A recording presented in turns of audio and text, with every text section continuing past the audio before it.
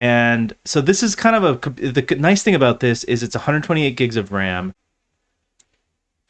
So I'm just going to load this model, right? And in this case, I'm going to load the Qwen 3.8 27B, and you can choose between like what context length you want to support. By default, it locks in at 8192, which that's not even enough context length to really do anything. Like if you once you use this model, you see what I mean. But like the thinking alone takes up like probably 16K tokens. So I try and max this out, but if you look at what happens when you do this, look at the GPU usage that happens here. Like as you raise this up, you use way more GPU usage. So it's an important thing, and also like performance goes down too.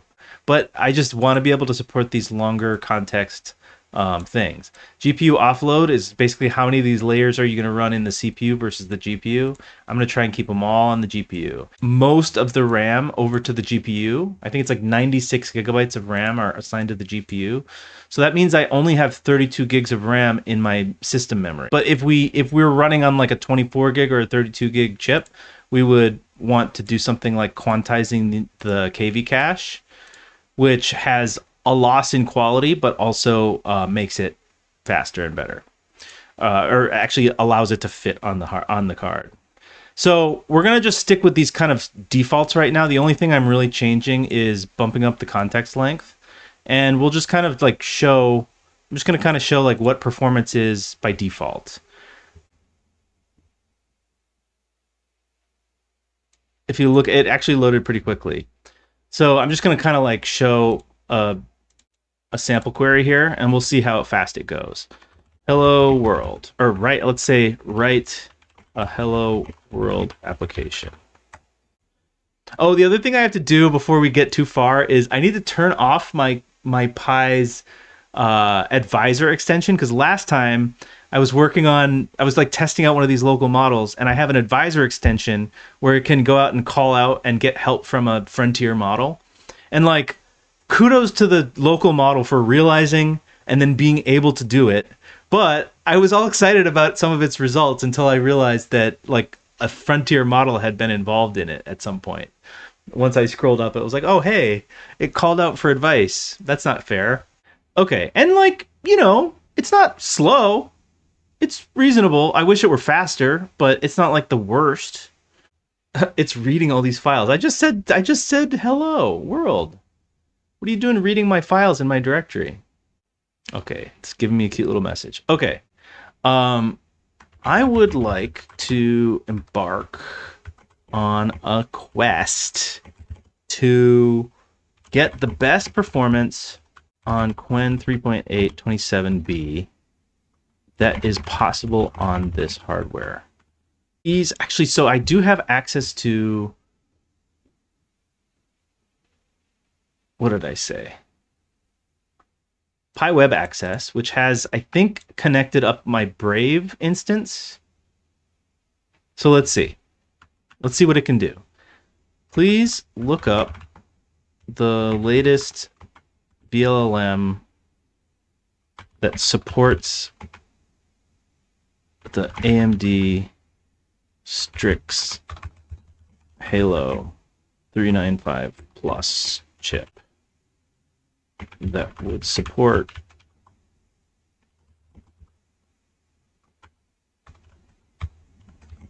identical to Qwen 3.6 27B. The cool thing is that Qwen 3.8 27B is literally the same architecture as Qwen. Here, I'll say identical architecture. Also, look up any dflash, or what is it?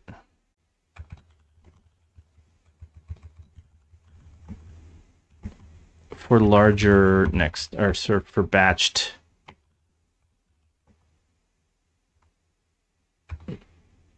multi-token prediction. Tell me what all the options are right now. This is fun. This is actually doing all of the things that I wanted it to do.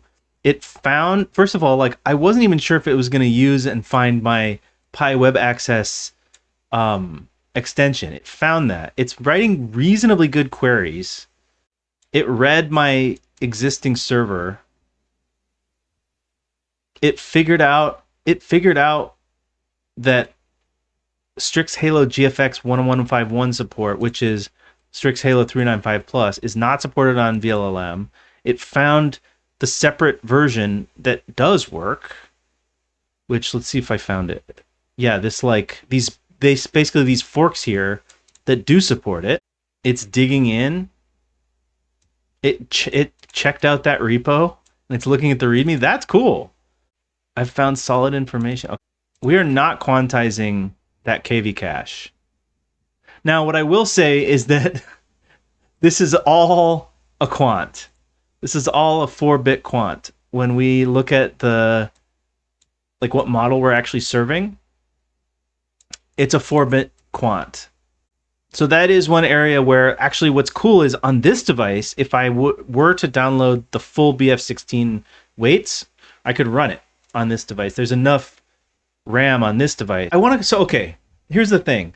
I find that when I do when I say like maximize performance of something, an LLM, when you don't give it anything, it will do really, like if it's testing in an LLM output, it will do really simple queries like 2 plus 2, 2 plus 3, 2 plus 4, and it'll do these really, really, really tiny queries, and it'll optimize for that. But the problem is that that's just not really a realistic depiction of what we do with these models these days. Like if you look at what I'm doing with this model here, it's an agentic workflow pattern where like I typed in something, it's like doing multi-turns. Each turn has reasoning that is cached and then resent back. There's just like a lot of stuff that's going on that's different than a hello world. What I want to do is actually create a little proxy that captures the traffic as it's going to the LLM. Like as it's going out of Pi and into the LLM, I want to just have a little proxy that captures that traffic and then saves it somewhere on disk, and then allows me to take those saved like in order proxied traffic and replay it and see, okay, are we making a real use case that we're really doing faster or slower? Captured proxy traffic could be replayed in a turn-by-turn way or teacher-forced way, and that the output of that replayed traffic could be measured for performance. Streaming probably uses streaming. Yes, it does. The proxy has to transparently pass through the SSE chunk, simultaneously record the complete request body and all stream chunks. This is a critical requirement. Yeah, that's true. I actually hadn't thought about streaming as much, but that's true. Needs to capture the request headers, the response status, all the metadata. Yeah. This has been the agency of this model and what it's able to do. It's running curl, it's doing searches, it's reasoning about what my system has. It's like it wrote a little Python inline script to get information. Like, this is an impressive model already. It's doing really smart things. It says, should I really just do standard live only? Standard library only? I don't know. I wish I had HTTPX or AIOHTTP. I don't mind if it wants to use those things. But we'll see what conclusion it comes to. I said single file. I did not say no dependencies. These would be nice, though. Standard library only would be nice. And you can do what I'm trying to do with just you don't need any fancy stuff, just a proxy. Jeez. It's still going. Wait, did this OpenAI responses stream ended before a terminal response set? Is this starting over? I hope it's not starting over. Because here, specifically, when it got this stream ended, it said, oh, the user wants a single file Python HTTP proxy. And if I scroll up to the very top, the user is asking me to build a single file Python HTTP proxy. Like, I'm worried that what happened is it did all this stuff, all this thinking, And then, oh wait, up here, this is still going. Okay, did it reset again? No. Oh, maybe. Let's make sure it works. So now I will say model, Qwen 3.8, and I want the desktop GPU. It's already set. Let's see if this works. For whatever reason, it searched around and thought that it only was a 32 gigs of RAM thing. But look here.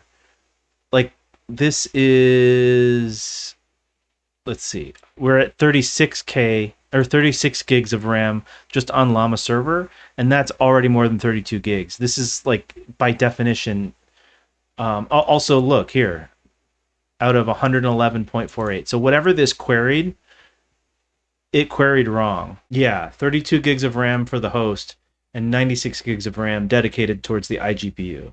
Yeah, that's a good point. It's bringing up the question of what happens if, when we're replaying, like in the replay, for whatever reason, it just returns a really short output.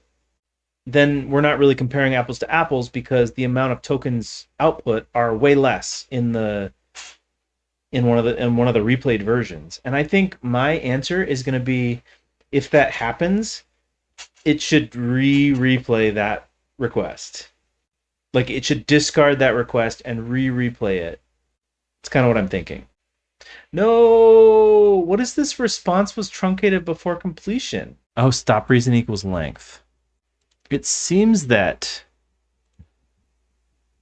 okay, so what's going on here is that we're hitting our length limits on a single response's output. So it's thinking so much that it's running into the limit. It doesn't seem to include all of that thinking from the previous message and continue it. Let's see something real quick. Let's do models.json 3.8. Okay. So this is saying max tokens is 32768. Because this version through Llama CPP, I've been able to max it because of all the VRAM this thing has. But with the desktop GPU one, I'm just going to have to make this be 100,000. And then I'm going to set the context window here to 100,000. Okay.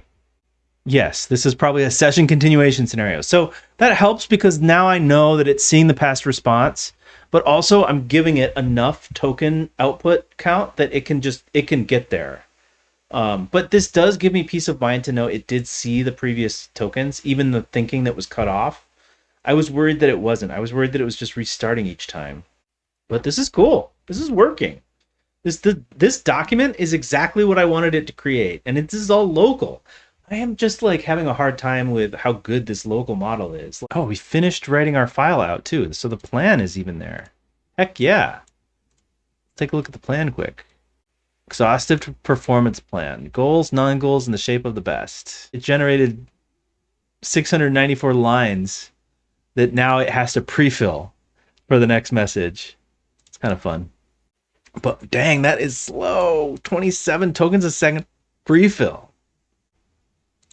This plan is probably like, what, 15,000 tokens? Or actually, we can see. It was 17,000 tokens. And right now, we've pre-filled 10,000. We have to get all the way up to 17,000 before this gets to 100. It's only 91% to 100. It's still only 9%. Looks like we finished our pre-fill, and now we're serving again. We just waited from 91 to 1, and it took 750 seconds. Please look at my Pi extensions and find the compaction chain one. Okay, so this is running through the proxy theoretically. It captures desktop. Cool, is it going through the proxy? We're capturing it. It looks like messages are being added. I'd like you to dig in to both the extension source and Pi source and figure out how or why it's not working. This extension turned out to be a harder deal than I thought. I think it's taking it very seriously, and it's like trying to get it really right in terms of like dealing with all the edge cases and stuff. It's a longer and longer um, transcript and trajectory. Oh hey, we got our edit, our giant edit, which was almost 10,000 tokens of edit. We're actually at 71% of 262K tokens. So this like context window that we're dealing with here is no joke at this point for a local unified flash or unified memory model. It doesn't, I'll just say it doesn't feel like I'm interacting with a local model right now. It feels like probably like I'm dealing with like a sonnet. Bug one, the tool could never be called. You were right, it wasn't my calling. Pi bundles typebox 137 treats any non-array object as a TypeScript enum record. Okay, so it was a typing issue like I thought. Bug 2, links were never finalized. Every stored link stuck pending.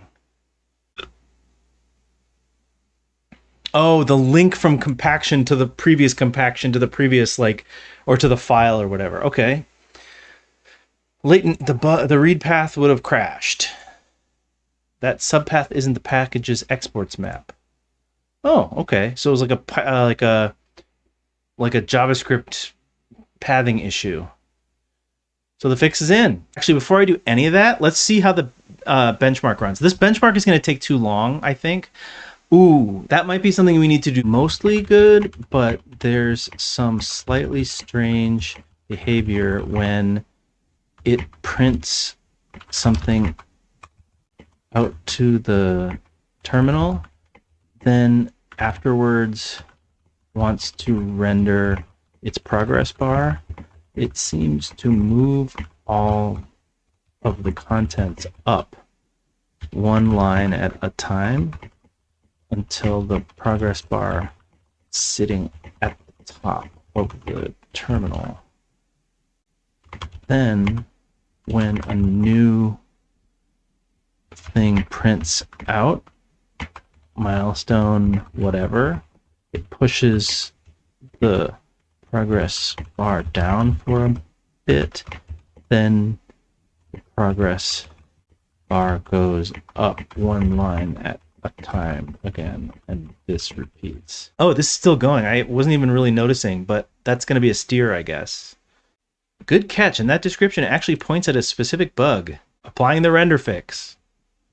This thing is rendering away. It's really getting into it, into the like conversation specific stuff. I don't care that much about it. I might just stop this. Unless it's onto something. Let's see. Okay, it's getting into code. That should be a good sign. Wait, but no.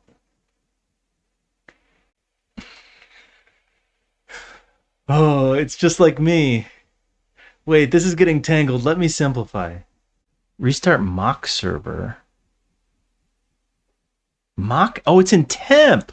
I was looking for like, where's this mock LLM thing it created? It's in temp. It should just do a copy quick. Shouldn't take long.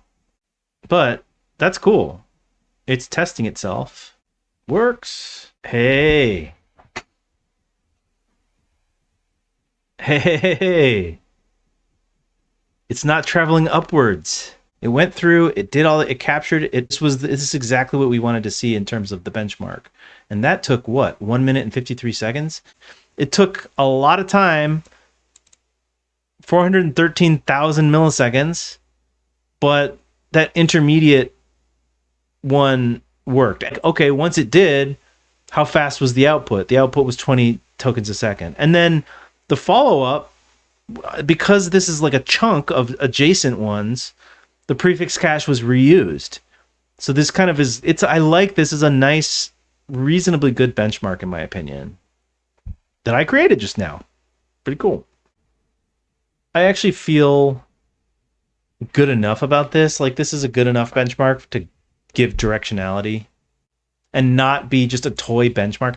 This is the first time a local model feels like it's skipping ahead and skipping to that next level where you're giving it a high level goal, and it's only when it just makes a mistake here and there. You guide it.